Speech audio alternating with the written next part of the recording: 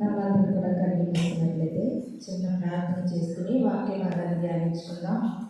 పరిశుద్ధుడు పరిశుద్ధుడు పరిశుద్ధుడు అయిన తండ్రి, మీ పరిశుద్ధమైన పాదములకు స్తోత్రం చెల్లించుకుంటున్నాం ప్రభువా. ఈ ప్రాముఖ్యమైన సమయంలో దీని దాసురాలుగా నీ సన్నిధిలో నిలబడి ఉంటుండగా నన్ను పూర్తిగా మీ సిలువ చాటును మరుగు చేసుకుని ప్రభువా, మాతో సూటిగా తేటగా మీరు మాట్లాడుతూ ఉంటుండగా నీ మాటలో ఉన్నటువంటి మాధుర్యాన్ని, నీ మాటలో ఉన్నటువంటి శక్తిని ప్రభువా మేము అనుభవించడానికి, గ్రహించుకుని ప్రభువా అగ్ని వంటి నీ మాటలో నీ బాటలో మేము నడవడానికి సహాయం అనుగ్రహించమని అయా ఈ వాక్యము ప్రభువా మా హృదయాలకు ప్రభువా తండ్రి నేను మేలు కొలుపుగా మీ రాకడికి సిద్ధపాటు కలిగిన జీవితాలుగా మాకు అనుగ్రహించమని అయా సమస్తాన్ని మీ దగ్గర హస్తాలకు అప్పగించుకుంటూ వాళ్ళు రాబోతున్న యేసు పరిశుద్ధ నామములో అడిగి వేడుకుని ప్రార్థిస్తున్నాను తండ్రి, ఆమేన్. ఈ చక్కటి సమయం ఇచ్చినటువంటి దేవానికి వందనాలు. కుడి వచ్చిన మీ అందరికీ కూడా నా వందనాలు చెల్లిస్తూ ఉన్నా. వాక్య భాగాన్ని చదువుకుందాం. హెబ్రీయుల పత్రిక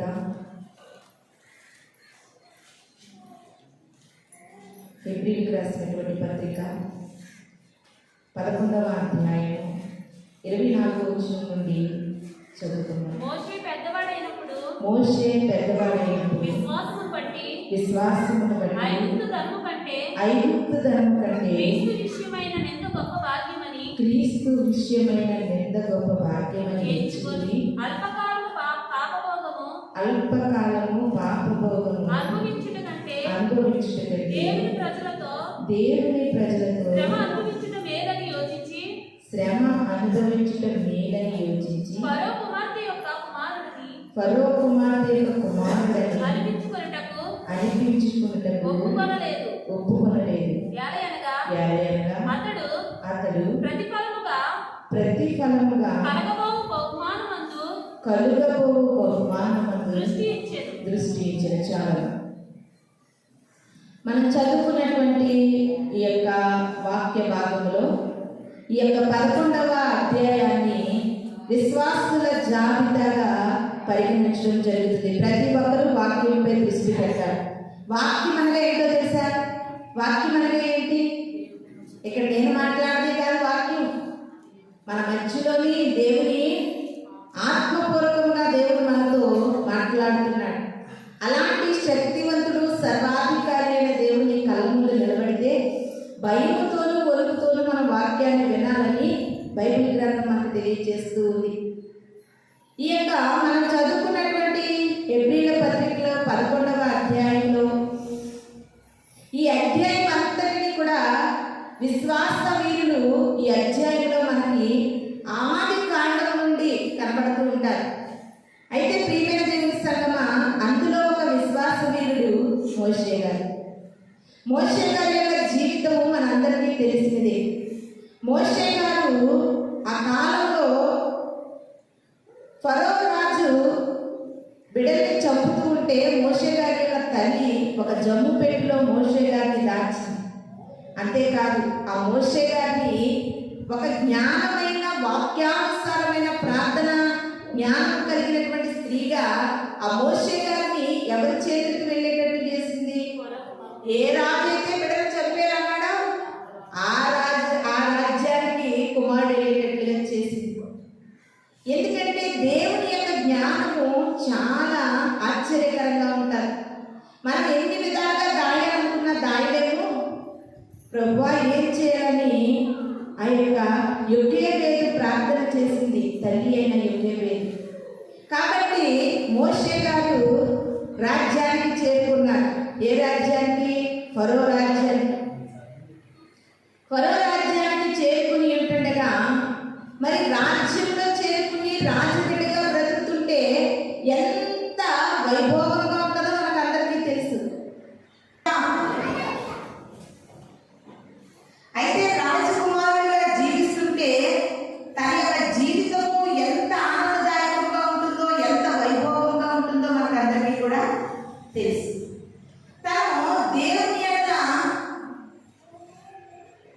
ఆలోచన తెలియనప్పుడు, జ్ఞానం తెలియనప్పుడు రాజకుమారుడిగా బ్రతికేడంటే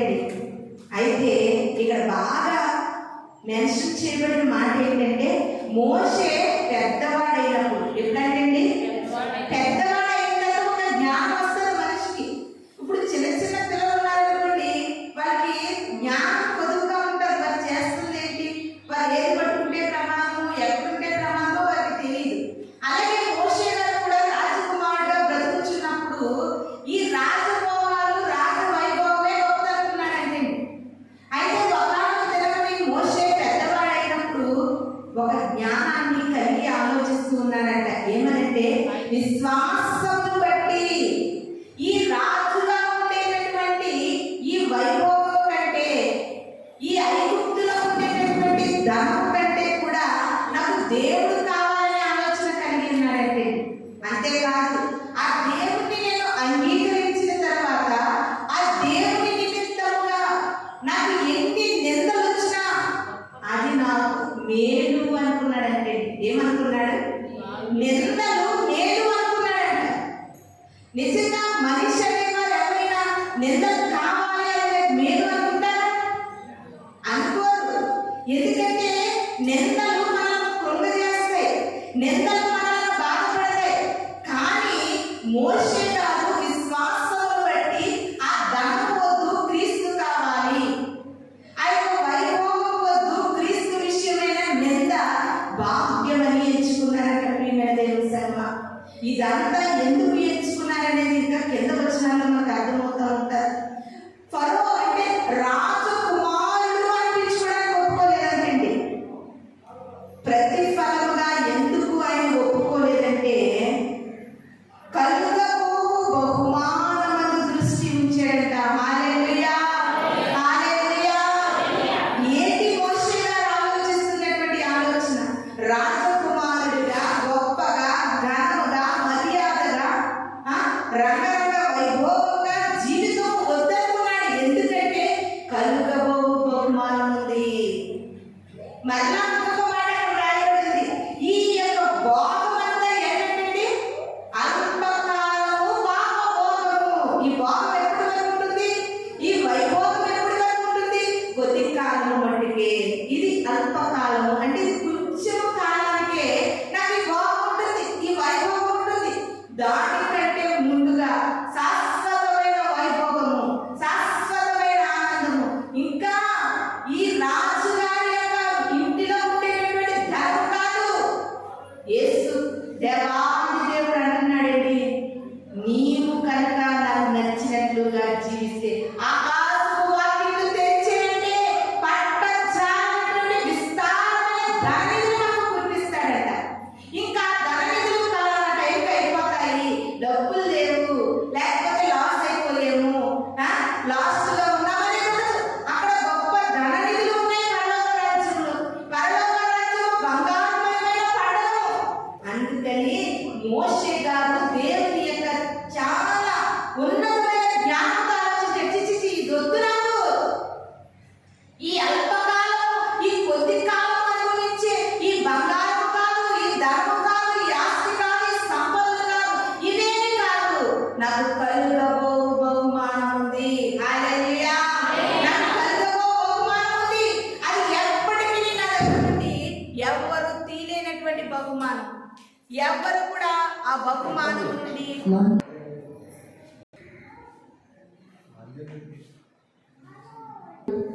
క్రైస్తవ జీవితాన్ని జీవిస్తున్న మనందరికీ కూడా ఒక జ్ఞానాన్ని నేర్పిస్తూ ఉన్నాడు. మోషే గారు క్రైస్తవులుగా దేవుని సన్నిధానానికి వచ్చినటువంటి మనందరికీ కూడా తన యొక్క జీవన విధానంలో నుండి, తన జీవితంలో నుండి ఒక జ్ఞాన సూచకమైనటువంటి విధానాన్ని మనకు తెలియజేస్తూ ఉన్నారు. ఏంటంటే మీరు ఎంత ఆలోచించినా, ఎంత ప్రాకులు పడినా, ఎంత దాని వరకు మీరు పరుగులు పెట్టినా, మీరు ఎంత శ్రమ పడినా, మీరు ఎంత కష్టపడినా అది మీ జీవితాలలో అల్పకాలము మాత్రమే. మీరు శాశ్వతమైన బహుమానం కొరకు ఎదురు చూసే బిడ్డలుగా ఉండాలి. బహుమానం అంటే ఎవరికి ఇష్టం ఉండదండి? ఎవరికైనా బహుమానం అంటే ఇష్టమే. ఇంకా చిన్న చిన్న పిల్లలు, ఇదిగో ఈరోజు ఫలానా రోజు నా పుట్టినరోజు, మీరు ఏ బహుమానం ఇస్తారు అని వాళ్ళ ఫ్రెండ్స్ని అడుగుతూ ఉంటారు.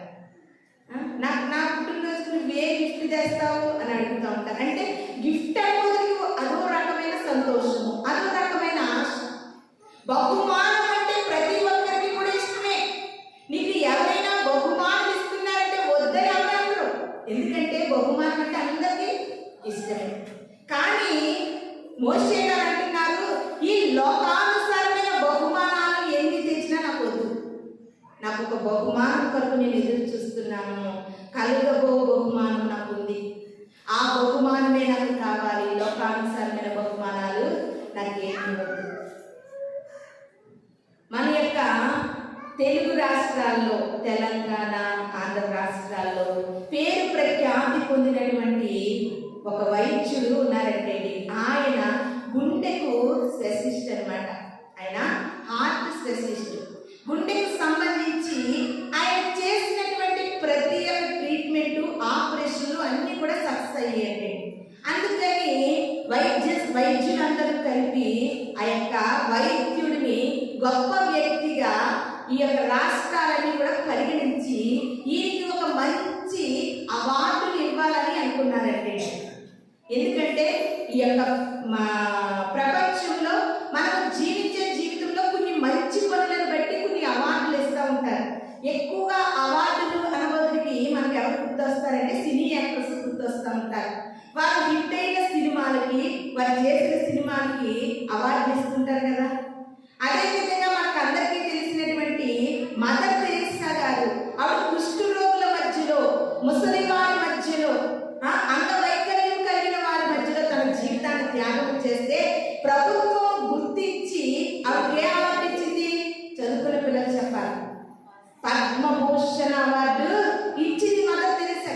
ఇలాగా ప్రభుత్వం మనం చేసిన పనులను బట్టి కొన్ని కొన్ని బహుమానాలు, కొన్ని అవార్డులు ఇస్తారు. అయితే ఈ డాక్టర్ గారికి కూడా అవార్డులు ఇవ్వాలని నిశ్చయించుకుని పలానా రోజున ఆయనకి సన్మాన కార్యక్రమం పెట్టి అవార్డు ఇవ్వాలని ఆయన్ని పిలిచి, అధ్యక్షుడిగా పిలిచి ఒక మీటింగ్ ఏర్పాటు చేసి ప్రభుత్వం వారు ఆయనకు అవార్డు ఇచ్చేది. ఇచ్చిన తర్వాత అన్నారంటే ఆ డాక్టర్ గారిని, అయ్యా మీరు ఇంత గొప్ప స్పెషలిస్ట్గా, గొప్ప వైద్యుడిగా మీరు ఇంతలా ఉండడానికి మీకు ఎవరు ప్రోత్సాహము అని 2 మాటలు గ్రీటింగ్స్ చెప్పండి అని ఆయన మైక్ ఇచ్చారంటే, మైక్ ఇస్తే ఆయన ఏమన్నారంటే, ప్రియమైన దేవుని సంగమా, నిజంగా ఇంత గొప్ప పేరు ప్రఖ్యాతి నాకు కలిగినందుకు, ఇంత మంచి అవార్డులకు ఇస్తున్నందుకు నాలో 1% కూడా సంతోషం లేదు అన్నారంటే. ఎవరికైనా సంతోషం లేకుండా ఉంటారా?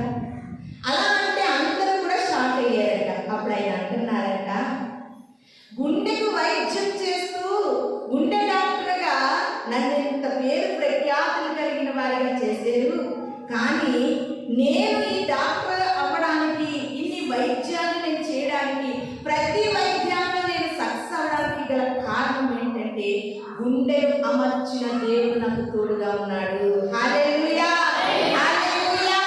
ఆయన గుండెను అమర్చిన వాడు నాకు తోడుగా ఉన్నాడు. నేను ప్రతి ఒక్క ట్రీట్మెంట్ విషయంలో నేను దేవునిపై ఆధారపడతాను, ప్రతిదీ కూడా ప్రార్థనతో స్టార్ట్ చేస్తాను. నేను ఇంత గొప్ప వైద్యులు అవ్వడానికి కూడా కారణం ఏంటంటే యేసు క్రీస్తు ప్రభుల వారిని సాక్ష్యం చెప్పి అన్నారంటే, మీరు నాకు ఎలాంటివి 100 బహుమానాలు ఇచ్చినా నా హృదయం సంతోషించదు, కలుగబో బహుమానం కొరకు నేను ఎదురు చూస్తున్నాను అన్నారంట. హల్లెలూయా, హల్లెలూయా.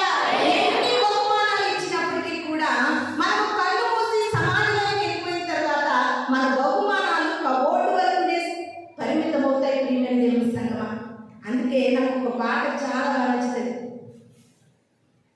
ఏం పాట అంటే, ఎన్నో ఈ లోకంలో ఎన్నో సాధించాలి అని మనం ఎన్నో బహుమానాలు సంపాదించుకుంటాం. లోకము విడిచి వెళ్ళిన తర్వాత మన జ్ఞాపకాలుగా కబోర్డులో మిగిలిపోతాయి. కానీ కలుగబో బహుమానం వరకు మనం ఎదురు చూసి మనం ఈ లోకంలో ప్రయత్నించి ప్రభు వరకు పవిత్రంగా, పరిశుద్ధంగా జీవించగలిగితే, ఆయన ఇచ్చు బహుమానం మనం పొందగలిగితే అది తరతరములు ఉంటుంది, అది నిత్యము ఉంటుంది. ప్రియమైన దేవుని సంగమా, పుట్టి పెరుగుతూ నీవు పెట్టుకున్న లక్ష్యాలు, పుస్తకాలలో పేరుకు చోటు కోసమా, కాలమంతా ఏం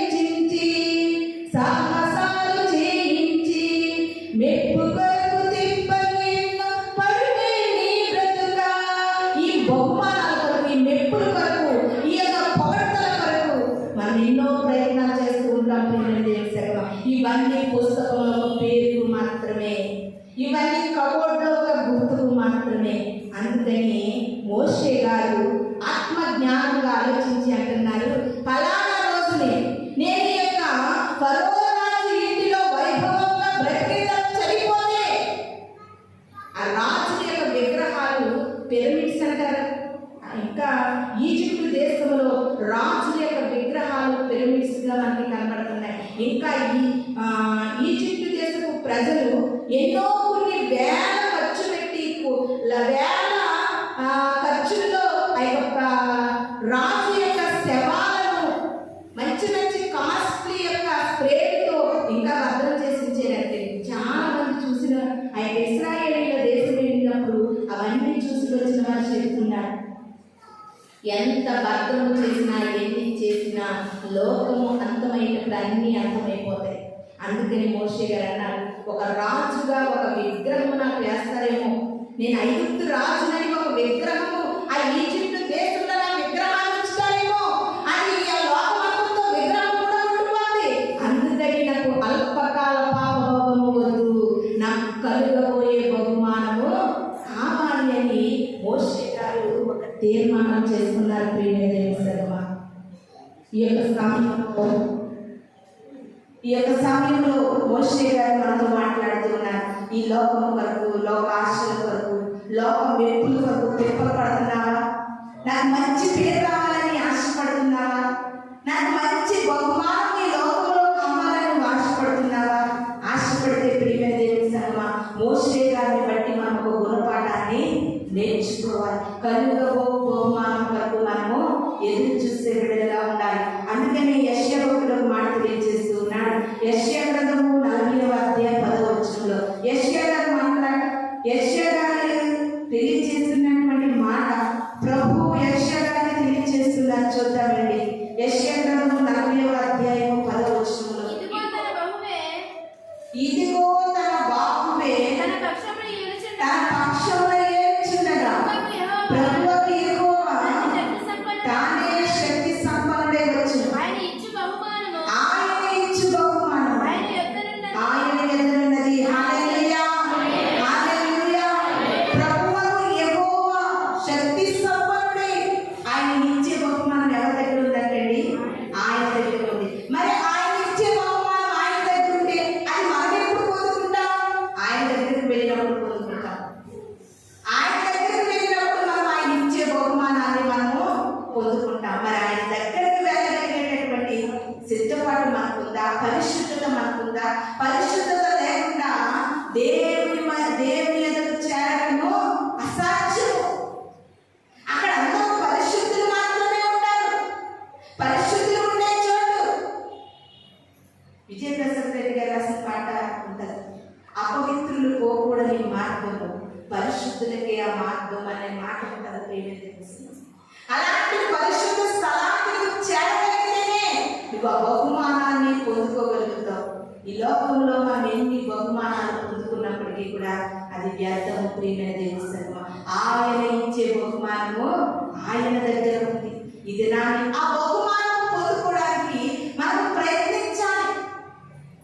మనము ఎంతైనప్పటికీ కూడా ప్రయత్నించాలి. ఎందుకంటే ఒక మనిషి ప్రయత్నించగా జరగలేదంటూ ఏది లేదు. ప్రయత్నం చేయాలి.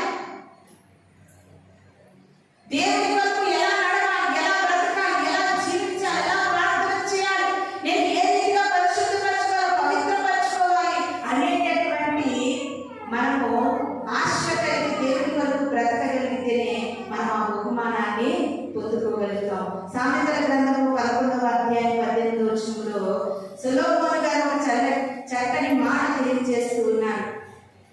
సామెతల గ్రంథము 11వ అధ్యాయం 18వ వచనం.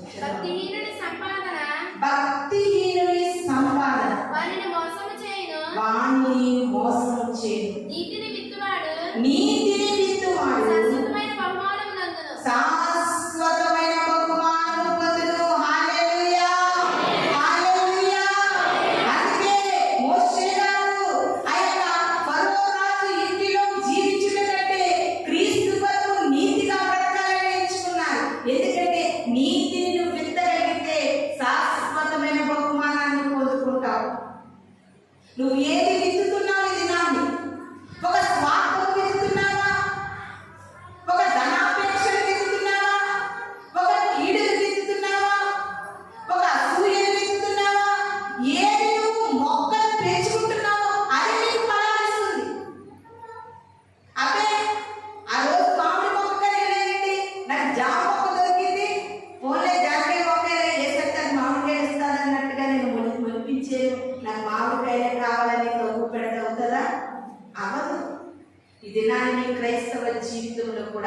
నీతిని వెతకగలుగుతున్నావా? నీతి మార్గములలో నడవగలుగుతున్నావా? నీతిని అనుసరించగలుగుతున్నావా? నీతిగా బ్రతకగలుగుతున్నావా? ప్రియమైన దేవుని సంగమా, నువ్వు నీతిని కాపాడుకోగలిగితే ఆ నీతి నిన్ను మరణం నుండి రక్షిస్తుందనే సొలొమోను గారు చదివిస్తున్నారు. నువ్వు నీతిని విత్తితే నువ్వు ఎలాంటి బహుమానం పొందుకుంటావు తెలుసా? శాశ్వతమైన బహుమానాన్ని పొందుకుంటావు. నేను ప్రతిరోజు చేసుకునే ప్రార్థనలో, ప్రభువా, మానవులుగా మమ్మల్ని నీతి మార్గంలో నడిపించండి. ఎప్పుడు తప్పిపోతున్నామో యథార్థమైన త్రాగులేము మమ్మల్ని నడిపించాలి. నీ బెత్తం పట్టుకున్నానా సరే, చూడండి, కాపరి తోలుకుని పోతా ఉంటాడు. అవి అటు ఇటు పోతుంటే కాపరి చేతిలో ఏముంటుంది? కర్ర ఉంటుంది. సరిగా కొట్టేస్తా ఉంటాడు, మళ్ళిస్తా ఉంటాడు, దారిలోకి మళ్ళిస్తా ఉంటాడు. ఎలా ప్రార్థన చేస్తాం? ప్రభా, నీతి మార్గంలో యథార్థమైన త్రాగులేదు మమ్మల్ని నడిపించు. నీ బెత్తము పట్టుకునైనా సరే మమ్మల్ని సరిచేయి. ఈ అల్పకాల జీవితంలో నువ్వు సరిచేయగలిగినంత చేయాలి ప్రభువా. ఎందుకంటే నాకు శాశ్వతమైన బహుమానం కావాలి, నాకు కలుగబో బహుమానం కావాలి. నీ బెత్తము వాడు ప్రభువా. బిడ్డల విషయంలో కూడా అలాగే ప్రార్థన చేస్తాను, సంగమ విషయంలో అలాగే ప్రార్థన చేస్తాను. బెత్తము వాడైనా సరే మార్గానికి మళ్ళించాలి ప్రభువా. ఇది నాకు ఏమి విత్తుతుంటున్నావు, ఏది నువ్వు ఆశపడుతున్నావు? ప్రియమైన దేవుని సంగమా, నువ్వు నీతిని విత్తగలిగితే శాశ్వతమైన బహుమానాన్ని పొందుకుంటావు. నీతిమంతుడైన లోతు అని రాయబడి ఉంది.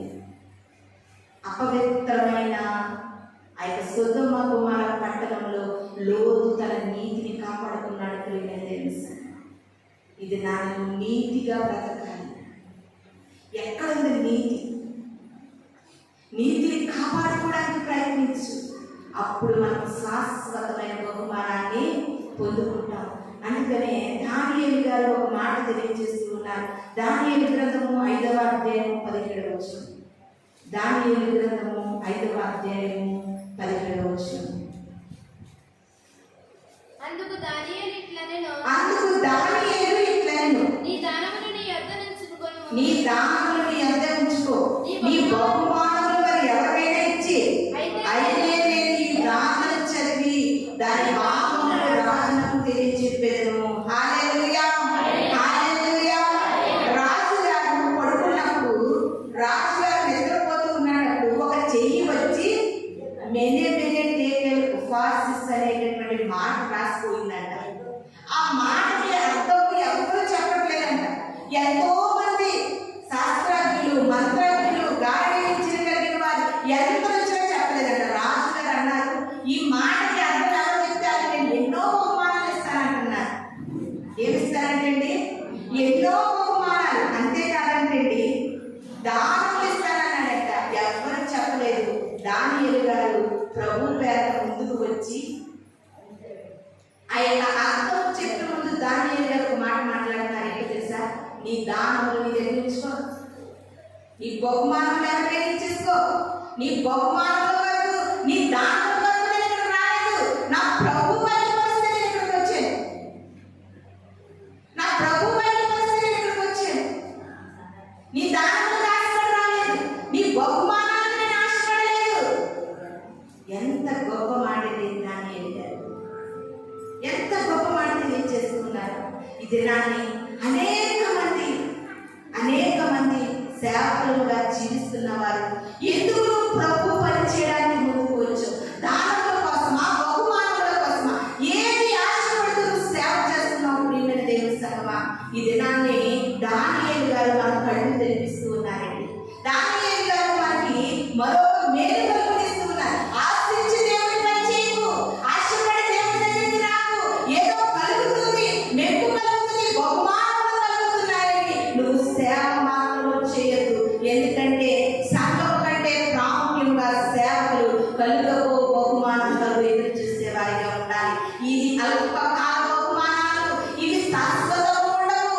శాశ్వతమైన బహుమానాలు ప్రతి సంఘము సేవకులు కూడా పొందుకోవాలని ఇది నా ప్రభు మనకు తెలియజేస్తున్నారు. ఎంత బహుమానం అయ్యా! నేను చెబుతాను, ఈ ప్రియంగా బబులోను రాజ్యంలో ఎవరు చెప్పలేదు, కానీ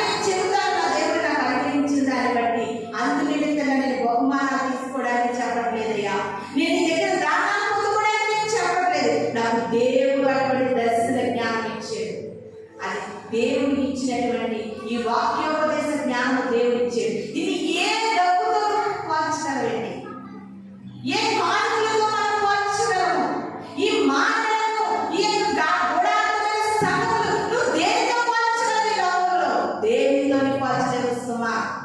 దేవుడు ఏది బయలుపరిచినా, ఏది చేయాలనుకున్నా, చాలా మంది సంఘం కూడా అంతే. నువ్వేది చేయాలనుకున్నా మనుషుల కొరకు చేయాలనుకో సుమా. నువ్వు ఏది చేయాలన్నా దేవుని కొరకు నేను చేయాలి. ఎందుకంటే కలుగ బహుమానం కొరకు నేను చేస్తున్నాను. మేము కూడా మా కుటుంబం మేము కూడా ఈ మందిర విషయంలో, ఈ సేవ పరిచయ విషయంలో ఏది చేయడానికైనా సరే కలుగ బహుమానం మాత్రం మేము చేయగలుగుతున్నామని గుండె చేసి చెప్పగలండి. ఎందుకంటే ఆ బహుమానానికి వేరే సాటిగా ఉంటుందని తెలుసా. ఇవి అంతమైపోయేవి, తుప్పు పట్టేవి, చిమ్మెట పట్టేవి. దీంతో మనం దేన్ని పోల్చలేమండి. ఆయన ఇచ్చి బహుమానం ఆయన ఎంత ఉంది. ఒక దినాన పొందుకుంటామనే నిరీక్షణ మాకుంది. పొందుకుంటామనే ఒక నిరీక్షణతో మేము సేవ చేయగలుగుతున్నాం. ప్రతి ఒక్కరు కూడా మోషే గారి వల్ల ఆలోచించారు. దేని కొరకు నువ్వు ఆశపడద్దు. చాలా మంది డబ్బు కొరకు, ధన కొరకు చేయకూడని కార్యాలు చేస్తున్నారు. చెప్పకూడని మాటలు మాట్లాడుతున్నారు. మాట్లాడకూడని మాటలు మాట్లాడుతున్నారు. వెళ్ళకూడని స్థలాలకు వెళ్తున్నారు. ఉండకూడని స్థలాల్లో ఉంటున్నారు. నీ జీవితం ఏమైపోతుందో ఒకసారి ఆలోచించుకో.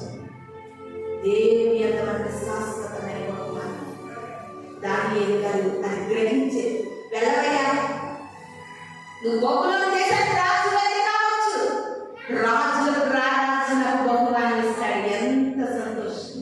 నీ బహుమానం ఎవరికి కావాలా? నీ దానం ఎవరికి కావాలా? ఎంత ధైర్య సాహసాలతో మాట్లాడుతున్నా దాన్ని. ఇది మనమందరం కూడా ఆయన ఇచ్చే బహుమానంలో ఎదురు చూస్తాం. ఆయన ఎదురు పొందుకునే బహుమానం కొరకు మనమందరం కూడా ఎదురు చూసే విడగా ఉండాలి. ఒక మాటను చూద్దాం.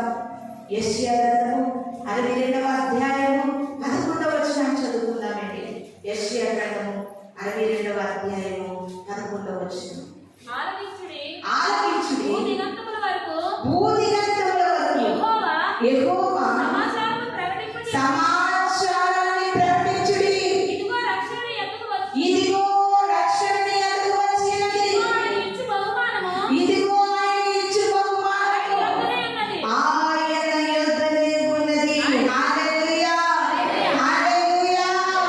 ఆయన ఇచ్చు జీతమని తీసుకుని వచ్చుచున్నాడని సియోను కుమార్తెకు తెలియచేయండి.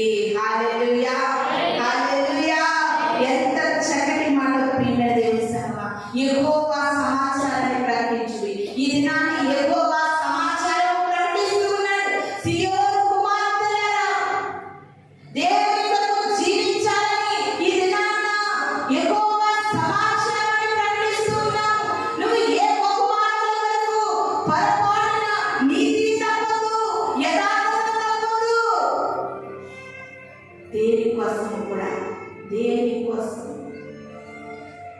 దేనికోసం కూడా నువ్వు యథార్థత తప్పదు.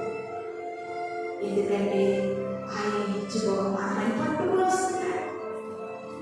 ఎంత మంచి మాటలు మీకు తెలుసు.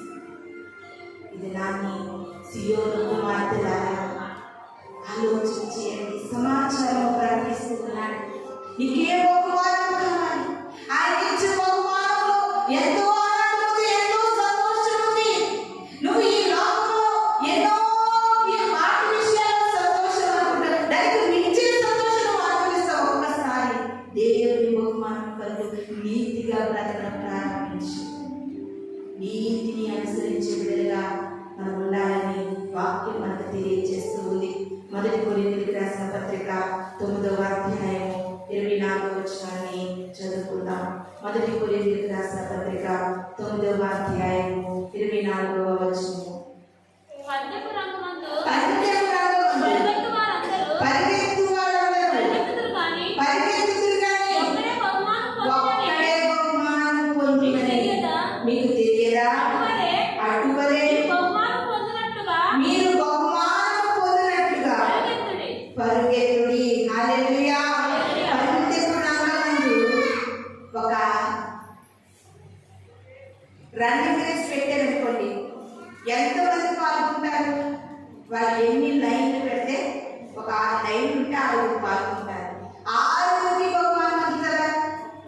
అందులో ఎవరు ఫస్ట్ లేదో వారికి బహుమానం దక్కుతారు. జీవితము ఒక పరిగెత్తు రంగమని అపోస్తులైన పౌలు గారు మనకు తెలియజేస్తున్నారు. పరిగెత్తుతున్నావు, ఉదయం లేస్తున్నావు, జీవితంలో పరిగెత్తుతున్నావు, ఒక కుటుంబ సమస్యలతో పరిగెత్తుతున్నావు, పరిస్థితుల మధ్యలో పరిగెత్తుతున్నావు, అనారోగ్య పరిస్థితుల్లో పరిగెత్తుతున్నావు, ఈ లోకపు స్థితిగతుల మధ్యలో నీ పరుగు పందెం కొనసాగుతుంది. ఈ పరుగు పందెంలో దేవుని బహుమానం పొందుకోగలుగుతున్నావా? ఉదయం లేచినప్పుడు చాలా మంది అంటారు, నాకు అస్సలు ఖాళీ లేదండి, పరుగు పందాల్లా ఉంది నా బ్రతుకు, పరుగు పందాల్లా ఉందండి నా జీవితం, నాకు అస్సలు ఖాళీ లేదు అంటూ ఉంటారు. ప్రియమైన దేవుని సంగమా, ఈ సమయంలో ప్రభు మనకు తెలియజేస్తూ ఉన్నారు, నువ్వు పందెపు రంగమందు పరిగెత్తుతున్నావు.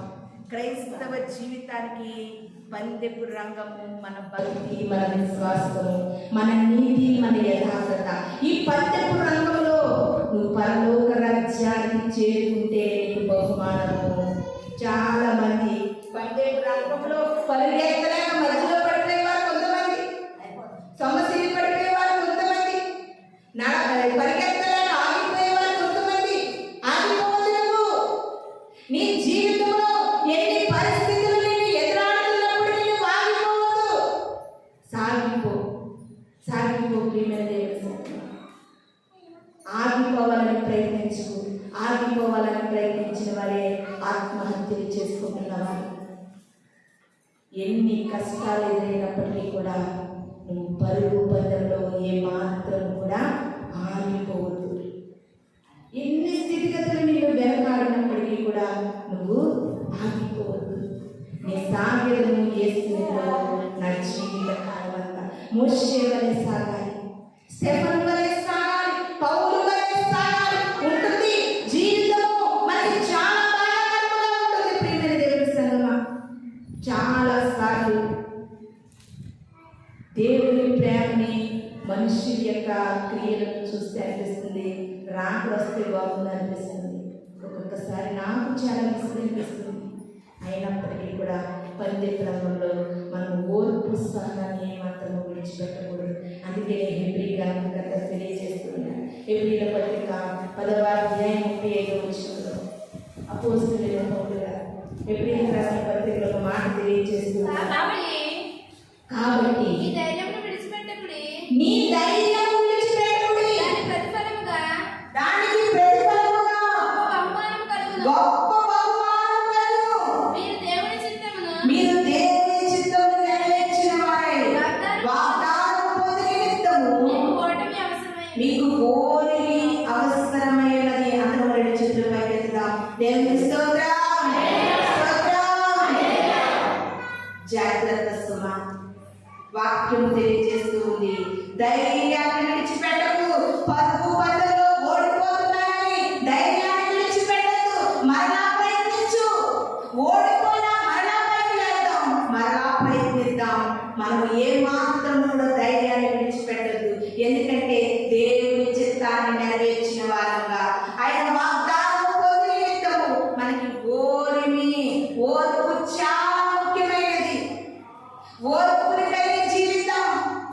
అయ్యో, అబ్రహాము గారు దేవుని తెలుసుకున్న తర్వాత ఒక ఇంచుమించుగా కొన్ని సంవత్సరాలు గర్భఫలములకు ఓర్పు కలిగి ఎదురు చూసినప్పుడు మంచి బహుమానాన్ని, గర్భఫలమైన బహుమానాన్ని అబ్రహాం పొందుతున్నారు. సారా ఓర్చుకోలేకపోతుంది, సాగలేదు. అయ్యో, నా గర్భం మృతులేమైపోయింది, ఇంకా ఈ పని అవ్వదు, నాకు బిడ్డ పుట్టడు.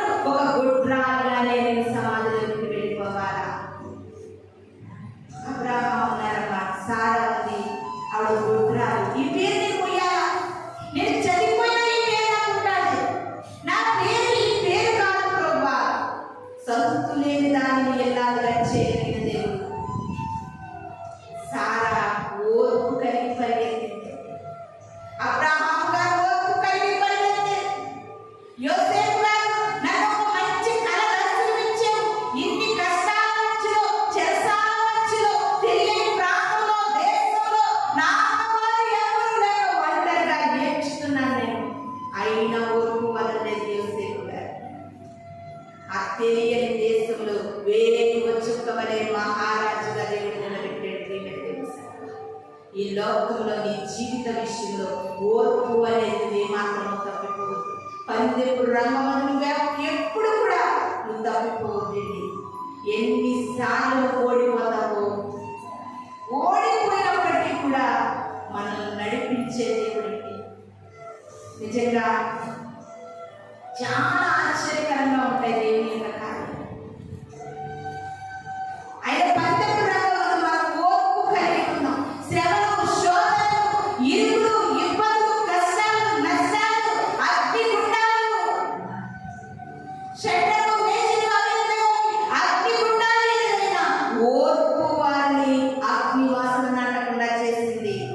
దానియేలు సింహాలలో ఎదురైనా ఓర్పు సింహాలను మించి వేసింది. ఇది నాని నువ్వు ఎంత ఓర్పు కలిగి ఉంటావో దేవుడు నిన్ను అంత విజయోత్సవంతో నిలబెడతాడు. ప్రియమైన దేవుని సంగమా, ప్రతి ఒక్క విషయంలో కూడా ఎబ్రీల పత్రికలో అపోస్తలుడైన పౌలు గారు అంటారు, దేవుని వాగ్దానం వరకు ఆయన చిత్తాన్ని నెరవేర్చే వరకు కూడా నువ్వు ఓర్పు కలిగి ఉండు. అప్పుడు నీకు బహుమానం దొరుకుతుంది. ఆ క్రికెట్ ప్లేయర్స్, వాలీబాల్ ప్లేయర్స్ ఎంతమంది ఉంటారా? ఒక్కసారిగా బాల్ పడితే 6 వెళ్ళిపోదు. ఎన్నిసార్లు ఓడిపోయి ఉంటారు. ఆ తర్వాత అలా ఎక్స్పీరియన్స్ పెరుగుతుంది. వాళ్ళు పడతానే పట్టుకుని వాళ్ళు సెలబ్రిటీలు అవరు. ఆ సెలబ్రిటీలుగా ప్రపంచానికి వాళ్ళు తెలియడానికి వారి వెనకాల చాలా కష్టాలు ఉంటాయి. దేవుని సంగమా, ఒకటి మాత్రం గుర్తించుకో, నువ్వు అందరికీ కూడా ఒక సెలబ్రిటీగా ఒక వ్యక్తి నిలబడాలంటే ఆ వ్యక్తి వెనకాల చాలా కష్టం ఉంటుంది. ఆ కష్టాలను ఎవరికి తెలియదు. దేవుడు ఓర్పు కలిగి మనం జీవించినప్పుడు ఒక వ్యక్తిగా ఉన్నతంగా దేవుడు నిలబెట్టి అప్పుడు అందరికీ మనం తెలుస్తాం. కానీ దాని వెనకాల ఎంత బాధ, ఎంత కష్టము, ఎంత ట్రైనింగ్, వాళ్ళు పడ్డ యాతనలు ఏంటి ఆలోచన చేయండి. ఎందుకు నా జీవితం, ఎందుకు నా బ్రతుకు, ఎందుకు నా పరిస్థితులు అని మనం కృంగిపోవద్దు. ప్రియమైన దేవుని సంగమా, నువ్వు ఓర్పుని పట్టు, బహుమానం పొందుకుంటావని ఎబ్రీల పత్రిక ద్వారా అపోస్తలుడైన పౌలు గారు మనకు తెలియజేస్తూ ఉన్నారు. మొదటి కొరింథీయులకు రాసిన పత్రిక, ఫిలిప్పీలకు రాసిన పత్రిక 3వ అధ్యాయం 14వ వచనం. క్రీస్తు యేసునందు దేవుని ఉన్నతమైన పిలుపునకు కలుగు బహుమానము పొందవలెనని గురి యొద్దకే పరిగెత్తుచున్నాను. హల్లెలూయా, హల్లెలూయా, హల్లెలూయా. అపోస్తలుడైన పౌలు గారు అంటున్నారండి, దేవుని యొక్క ఉన్నతమైన పిలుపునకు కలుగు బహుమానము పొందవలెనని గురి యొద్దకే పరిగెత్తుచున్నాను. ఎక్కడ పరిగెడుతున్నారండి? గురి యొద్ద. ఇది నాని ఒక క్రైస్తవుడిగా నీ గురి ఏమైంది? నీ గురి ఏంటి? అసలు ఏ గురి పెట్టుకుని నువ్వు క్రైస్తవ జీవితంలో ప్రయాణం చేస్తున్నావు? నీ గురి ఏంటి అసలు? నా గురి ఏంటి? ఒకటి నా గురి ఫలానా సాధిస్తే నా గురి అయిపోతుంది. ఒకే గురి అండి. 2 బిడ్డలకు పెళ్లి చేసి ఇంకొక బిడ్డ ఉంది, దానికి పెళ్లి చేస్తే నా గురి అయిపోతుంది. నాకు ఒకే గురి, నా అప్పులు బాగా తీరిపోతే చాలు. నాకు ఒకే గురి, నా పరిస్థితులు మారితే చాలు. కానీ అపోస్తలుడైన పౌలు గారు ఆ గురి కొరకు మనతో మాట్లాడలేదు. గురి యొద్దకు నేను పరిగెడుతున్నాను. సమస్తాన్ని వెంటగా ఎంచుకుని నేను పరిగెడుతున్నాను. సమస్తాన్ని నష్టంగా ఎంచుకుని నేను పరిగెడుతున్నాను. ఆ గురి యొద్దకు పరిగెత్తాలంటే ప్రియమైన దేవుని సంగమా, చాలా సామర్థ్యం ఉండాలి. ఆశలను అణచుకోవాలి, కోరికలను అణచుకోవాలి, మనసును నిమగ్నగించుకోవాలి, నిగ్రహ శక్తి కలిగి ఉండాలి, పరిశుద్ధతను కాపాడుకోవాలి, పవిత్రతను కాపాడుకోవాలి, నీతిని కాపాడుకోవాలి, యథార్థతను కాపాడుకోవాలి. ఆ గురి యొద్దకు పరిగెత్తాలంటే సామాన్యమైన విషయం కాదది. అలాంటి విషయాల్లో నువ్వు ఓర్పు కలిగి అలాంటి గురి యొద్దకు పరిగెత్తగలిగితే బహుమానం దేవుడు మనకి అనుగ్రహిస్తూ ఉన్నాడు. జాగ్రత్త సుమా, ఏ బహుమానం కొరకు నువ్వు ఆశపడుతూ ఉన్నావు? ఎంత చేసినండి ఎంత మాట కూడా థ్యాంక్స్ అని కూడా చెప్పలేదు. వద్దు, నీకు ఆ బహుమానం వద్దు. నువ్వు చేసేది ప్రతి పరలోకమందున నీ తండ్రి చూస్తూ ఉన్నాడు.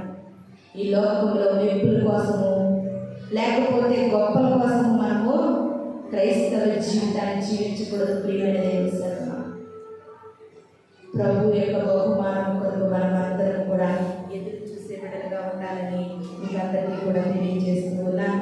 కొలస్సీలకు రాసిన పత్రిక 2వ అధ్యాయం 19వ వచనం చదువుకుందాం. కొలస్సీలకు రాసిన పత్రిక 2వ అధ్యాయం 19వ వచనం. అది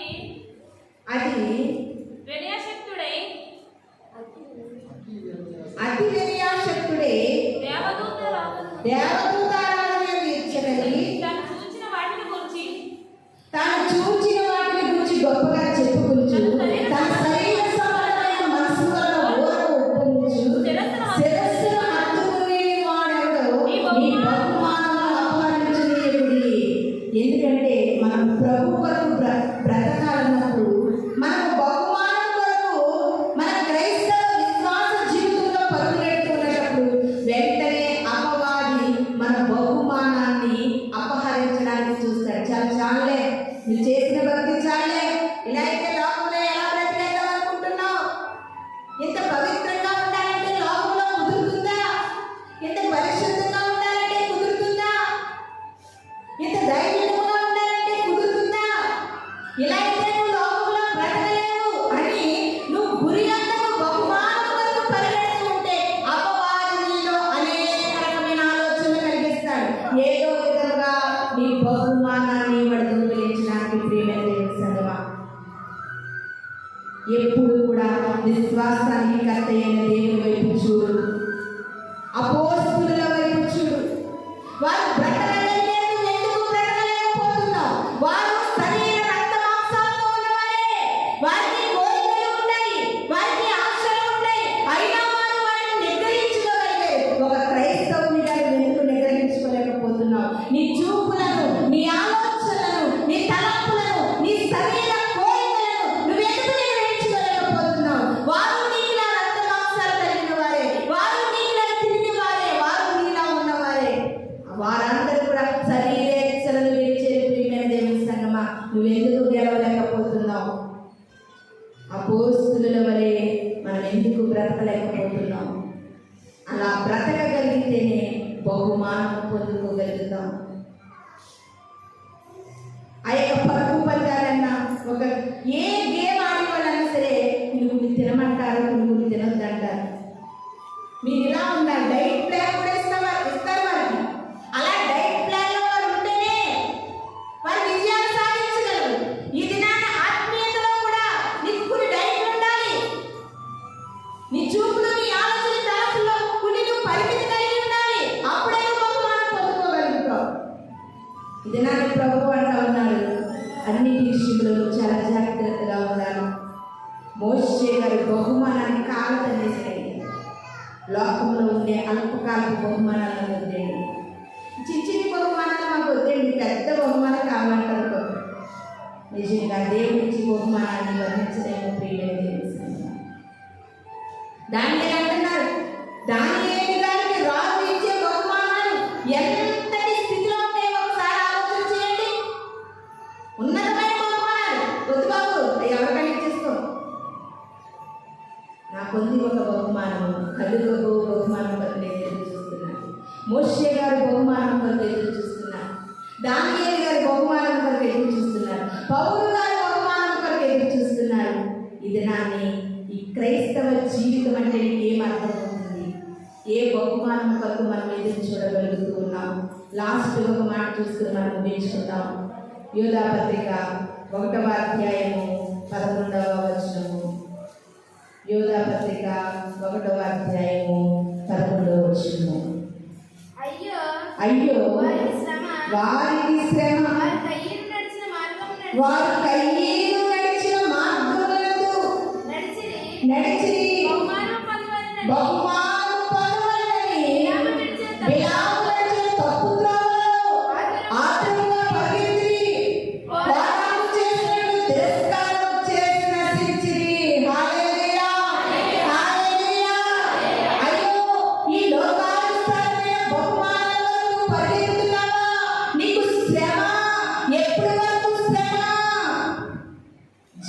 జీవిత కాలము, శాశ్వత కాలము నరకములో శ్రమ శ్రమ శ్రమ. కయ్యను నడిచిన మార్గంలో ఎందుకు నడుస్తున్నావా? శ్రమ. కయ్యను నడిచిన మార్గం అంటే ఏంటంటే అసలు తమ్ముడు యొక్క అర్పణ దేవుడు అంగీకరించి అన్నగారి యొక్క అర్పణ అంగీకరించడానికి కుళ్ళుపడిపోయాడు, స్వార్థపడిపోయాడు, అసూయ పడిపోయాడు. ఇలాంటి గుణగణాలు నీలో ఉన్నాయా? నువ్వు కయ్యను మార్గంలో ఉన్నావు, జాగ్రత్త. బిలాము నడిచిన తప్పుతో ధనాన్ని ఆశపడి, బహుమానాన్ని ఆశపడి, దేవుడి పలకమన్న మాటలు పలకకుండా బిలాము తప్పు చేశాడు. ప్రియమైన దేవుని సంగమా, ఈ లోకానుసారమైన బహుమానాల కొరకు నువ్వు పరుగులు ఎడుతున్నావా? ఈ బహుమానాల కొరకు పరుగులెత్తే వారందరికీ శ్రమ కలగబోతూ ఉంది. 7 ఏళ్ల శ్రమ కాలం, 7 ఏళ్ళు శ్రమ కాలం మీకు కలుగుతుంది. దేవుడిచ్చే బహుమానం కొరకు ఎదురు చూసేవారు ఏం కలుగుతుంది? 7 ఏళ్ళు విందు జరుగుతుంది. విందు ఇవన్నీ ఏం అర్థమవుతున్నాయి? ప్రియమైన దేవుని సంగమా, 7 ఏళ్ళు పరిశుద్ధులకు విందవబోతుంది. 7 ఏళ్ళు లోకం మీదికి శ్రమ రాబోతుంది. ఈ సువార్త మూయబడు, వాక్యమే కలువదును. యేసు రాజుగా వచ్చుచున్నాడు, భూలోకమంతా తెలుసుకుంటాడు. యేసు రాజుగా వచ్చుచున్నాడు, భూలోకమంతా తెలుసుకుంటాడు. రవి కోటి తేజుడు రమ్యమైన దేవుడు, రవి కోటి తేజుడు రమ్యమైన దేవుడు, రారాజుగా వచ్చుచున్నాడు. యేసు రారాజుగా వచ్చుచున్నాడు, యేసు రాజుగా వచ్చుచున్నాడు, భూలోకమంతా తెలుసుకుంటాడు. హల్లెలూయా! యేసు రాజుగా వస్తుంటాడు. 7 ఏళ్ళు నువ్వు కలుగబోవు బహుమానము కొరకు నువ్వు ఎదురు చూడగలిగితే, నీ 7 ఏళ్ళు నువ్వు పరిశుద్ధతను కాపాడుకుంటే పరిశుద్ధులకు విందవబోతుంది. దేవుని కొరకు పరిశుద్ధంగా బ్రతకలేని వారు 7 ఏళ్ళు శ్రమలు అనుభవించవలసి వస్తుంది. ప్రియమైన దేవుని సంగమా, ఇది నాని నువ్వు ఏది సెలెక్ట్ చేసుకుంటావు? ఏది కావాలని నీ జీవితాన్ని నువ్వు నిర్ణయించుకుంటావు? ఏ తీర్మానం నువ్వు తీసుకుంటావు? 7 ఏళ్ళు నీకు శ్రమలు కావాలా? 7 ఏళ్ళు పరిశుద్ధులతో విందుగా నువ్వు కూర్చోగలుగుతావా? యేసు రాజుగా రాబోతున్నాడు. ఆయన రాజుగా రాబోతూ ఎవరికి ఇచ్చే బహుమానాన్ని ఇవ్వడానికి వస్తున్నాడు. ఆయన ఇచ్చే బహుమానం ఆయన ఎదురు ఉంది. నువ్వు అనుకుంటున్నావు ఈ లోకంలో సంతోషము, ఈ యవనప్రాయంలో ఆనందము, ఈ శరీరాశలో ఎంతో సంతృప్తి, ఎంతో ఎంజాయ్ అనుకుంటున్నావు. దీనంతటి రెట్టింపు శ్రమల కాలం రాబోతూ ఉంది. జాగ్రత్త సుమా, నువ్వు ఆ శ్రమల కాలంలో ఉండకూడదనే ప్రభు ఈ వాక్యాన్ని నీకు తెలియజేస్తూ ఉన్నాను. దేవుడు ఇచ్చే బహుమానం కొరకు మనం ఎదురు చూడాలి. లోక బహుమానాలు మనకు, మన నీతిని కాపాడుకుందాం, మన యథార్థతను కాపాడుకుందాం. కలుగబో బహుమానం కొరకు మనం ఎదురు చూసే విధంగా ఉండాలని ఈ కొద్ది మాటలు దేవుడు మన వెనుకలో దీవించి ఆశీర్వదించినగాక. చిన్న ప్రార్థన చేసుకుందాం. పరిశుద్ధుడా, గొప్ప దేవా, మహోన్నతుడా, ఆశ్చర్యకరమైన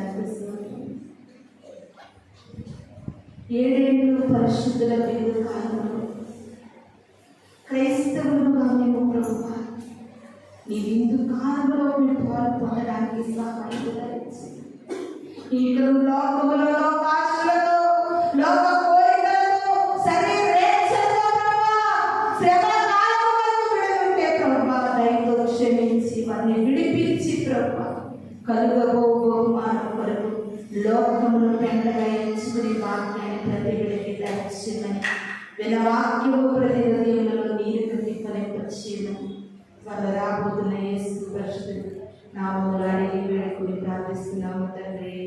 ఆమేన్. మీ అందరికీ వందనాలు.